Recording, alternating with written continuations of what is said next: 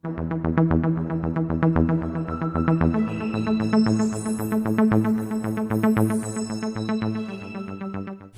पिछले कुछ दिनों से एक डॉक्यूमेंट सर्कुलेशन में है, बताया जा रहा है कि जो फार्मर्स प्रोटेस्ट कर रहे हैं उनकी सरकार से ये डिमांड्स हैं। तो शुरू के 3-4 पॉइंट्स तो ठीक हैं कि किसान कह रहे हैं फार्म बिल्स वापस ले लो, डीजल पे सब्सिडी दे दो, लेकिन ये आखिरी का पॉइंट पढ़ के थोड़ी हैरानी हुई कि भारत सरकार को सारे जो इंटेलेक्चुअल्स और एक्टिविस्ट और पोएट्स वगैरह उन्होंने पकड़ के रखे उनको जेल से छोड़ दिया जाए, क्योंकि ना तो इसका फार्मर से कोई रिलेशन है, ना उनके प्रोटेस्ट से, ना फार्म बिल से कोई रिलेशन है। तो बाकी सब तो चलो फिर भी ठीक है, लेकिन ये एक वर्ड जो इसमें लिखा है पोएट, ये पोएट पढ़ के मुझे हैरानी हुई कि आखिर कितने पोएट पकड़ के रखे हुए हैं भारत सरकार ने जो ये वर्ड स्पेसिफिकली यहां पर डाला हुआ है। मुझे तो सिर्फ एक ही पोएट ध्यान में आता है, वरवरा राव। वरवरा राव को 2018 के भीमा कोरेगांव वायलेंस केस में जेल में रखा गया है, ये उसके एक्यूज्ड हैं। और कम्युनिस्ट जो हैं, स्पेशली अर्बन कम्युनिस्ट, वो इनको छुड़ाने के लिए हर तीसरे चौथे दिन ट्विटर पे ट्रेंड करते रहते हैं, और इस ट्रेंडिंग में पोएट वर्ड बड़ा कॉमनली यूज होता है। ये नहीं बोलते वो कि वो जेल में क्यों है वायलेंस वगैरह की वजह से, बस ये बोलते हैं कि एक बूढ़ा पोएट सरकार के लिए ऐसा क्या खतरनाक हो गया कि उसको जेल में बंद करके रखा हुआ है। खैर, तो पंजाब के किसानों को क्या आन पड़ी कि फार्म बिल्स के खिलाफ बुलाए गए एक प्रोटेस्ट में वो एक दंगे के आरोप में जेल में बंद एक पोएट को छुड़ाने की डिमांड करने लगे। थोड़ी इन्वेस्टिगेशन की तो पता चला कि इन प्रोटेस्ट को जो फार्मर यूनियन लीड कर रही है उसमें यूनियन का एक बड़ा चेहरा है डॉक्टर दर्शन पाल। ये डॉक्टर दर्शन पाल कौन है? Doctor Darshan Pal People Democratic Front of India PDFI के फाउंडिंग मेंबर थे। पीडीएफआई एक माओइस्ट ऑर्गेनाइजेशन है जो कि आइडियोलॉजिकली सीपीआईएम से अफिलिएशन रखती है। सीपीआईएम को 2009 में कांग्रेस की गवर्नमेंट ने यूएपीए एक्ट के अंडर टेररिस्ट ऑर्गेनाइजेशन करार दिया था और उस पर बैन लगा दिया था। जानते हैं कि पीडीएफआई में दर्शन पाल के साथ दूसरे फाउंडिंग मेंबर कौन थे? जी हां, वरवरा राव। तो वरवरा राव और डॉक्टर दर्शन पाल, इन दोनों ने मिलकर पीडीएफआई की शुरुआत की थी। आज डॉक्टर दर्शन पाल एक फार्मर यूनियन के लीडर हैं और वरवरा राव दंगे भड़काने के लिए जेल में है। तो किसान की डिमांड में ये पोएट को छुड़ाने वाला किस्सा कहां से आया, उसका कनेक्शन यहां पर आकर जुड़ता है। तो ये तो शुरुआत है, आइए और भी सच जानते हैं।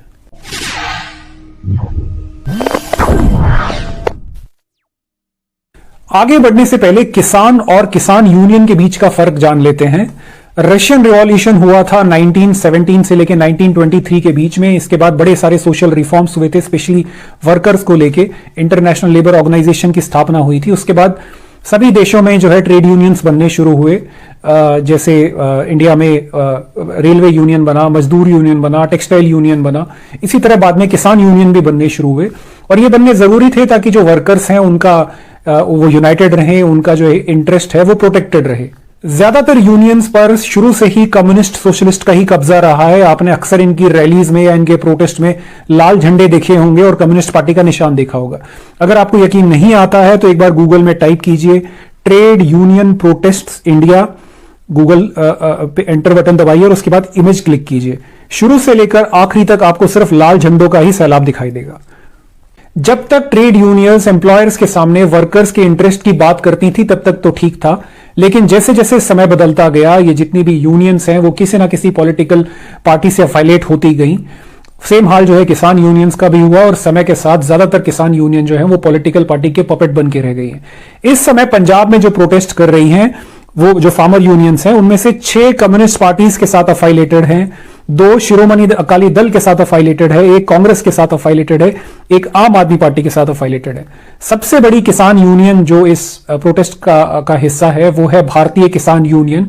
ये कहने को तो नॉन पार्टीसन है, किसी पॉलिटिकल पार्टी की ऑफिशियल मेंबर नहीं है, लेकिन अगर आप इनकी हिस्ट्री में जाएं तो चाहे 2004 हो या 2009 हो या 2014 हो या 2019 हो, सारे जनरल इलेक्शंस में इन्होंने ऑफिशियली कांग्रेस को सपोर्ट किया है। थोड़ी और गहराई में जाते हैं, ये भारतीय किसान यूनियन का ऑफिशियल ट्विटर हैंडल है। 2019 में ये राहुल गांधी, सुरजेवाला, जयराम रमेश, जो कि सब कांग्रेस लीडर्स हैं, उनको टैग करके लिख रहे हैं कि चौकीदार चोर है। अब भी आपको लगता है कि भारतीय किसान यूनियन का कोई पॉलिटिकल अफाइलेशन नहीं है? और जानते हैं 2018 में भारतीय किसान यूनियन राहुल गांधी को टैग करते हुए लिखती है, राहुल गांधी जी, किसान डरते हैं आड़तिया से, आड़तिया जो कि मिडलमैन होते हैं, उनके सामने किसान खुद को बंधुआ मजदूर की तरह महसूस करते हैं। कांग्रेस से हम रिक्वेस्ट करते हैं कि 2019 के अपने जो इलेक्शन मैनिफेस्टो में है उसमें ये आड़तिया सिस्टम को हटाने की डिमांड डाली जाए। और जब भारत सरकार ने अब फार्म बिल्स लाके इस आड़तिया सिस्टम के साथ एक ऑप्शन देने की कोशिश की है प्राइवेट प्लेयर्स वाली, तो सेम भारतीय किसान यूनियन अब कह रही है कि आड़तिया जो है वो किसान के भाई होते हैं। जरूरत के टाइम, शादी ब्याह के टाइम आड़तिया जो है वो किसानों को पैसे देते हैं। भारत सरकार जो है इस संबंध को खत्म करने की कोशिश कर रही है, इसलिए फार्म बिल्स लेकर आई है। क्या ये भारतीय किसान यूनियन के पॉलिटिकल अफाइलेशन के बारे में नहीं बताता? अगला पॉइंट, ये भारतीय किसान यूनियन का किसान मैनिफेस्टो है जो उन्होंने अप्रैल 2019 में बनाया था, इलेक्शन से जस्ट पहले। यहां पर ये लोग खुद डिमांड कर रहे हैं कि एपीएमसी मंडी सिस्टम को अबॉलिश किया जाए, एसेंशियल कमोडिटीज एक्ट को अबॉलिश किया जाए, आड़तिया सिस्टम से किसानों को मुक्त किया जाए। और यही सेम चीजें जो हैं इनके देखा देखी कांग्रेस ने भी अपनी मैनिफेस्टो में डाली थी। बीकेयू को लगा हुआ कि किसान की कांग्रेस की गवर्नमेंट आएगी और जो भी इनकी डिमांड्स है पूरी हो जाएंगी, ये सारे रिफॉर्म्स हो जाएंगे, लेकिन गवर्नमेंट आई किसी और की, गवर्नमेंट आई मोदी सरकार की, और जो भी इनकी ये डिमांड थी वो सेम डिमांड उन्होंने फार्म बिल्स में डालकर इनको अप्रूव किया। लेकिन अब अचानक जो है कांग्रेस ने भी इस पर यू टर्न ले लिया है और फार्मर यूनियन जो है ये बीकेयू, इसने भी इसके ऊपर यू टर्न ले लिया। मतलब ऐसा क्या पॉजिटिवनेस है कि भाई ये रिफॉर्म हम चाहते हैं, लेकिन तभी चाहेंगे जब कांग्रेस सरकार में आकर इनको बदलाव करे। अगर बीजेपी सरकार में आकर सेम रिफॉर्म्स लेकर आती है तो हम उसका अपोज करेंगे। ये किस तरह का पॉजिटिवनेस हुआ? क्या ये भारतीय किसान यूनियन के पॉलिटिकल अफाइलेशन के बारे में नहीं बताता? और ये डबल स्टैंडर्ड्स जो है सिर्फ कांग्रेस तक सीमित नहीं है। 2011 में शरद पवार ने चिट्ठी लिखकर कहा था कि एपीएमसी एक्ट में अमेंडमेंट होना चाहिए और प्राइवेट प्लेयर्स को एग्रीकल्चरल सेक्टर में अलाउ करना चाहिए।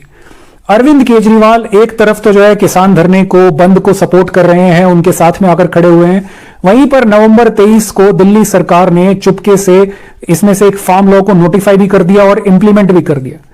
पंजाब के सीएम जो कि किसानों के देवता बने हुए हैं, खुलकर उनको सपोर्ट कर रहे हैं, उनको उन्होंने बोलकर भेजा कि भाई आप जाओ दिल्ली में प्रोटेस्ट करो। ये इन्हीं फार्म बिल्स को बनाने वाली जो कमिटी है उसके ड्राफ्टिंग मेंबर थे।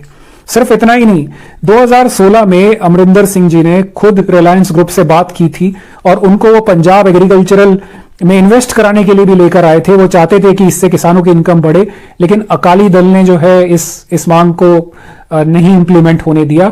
इसका रोना वो 2016 में रो चुके हैं।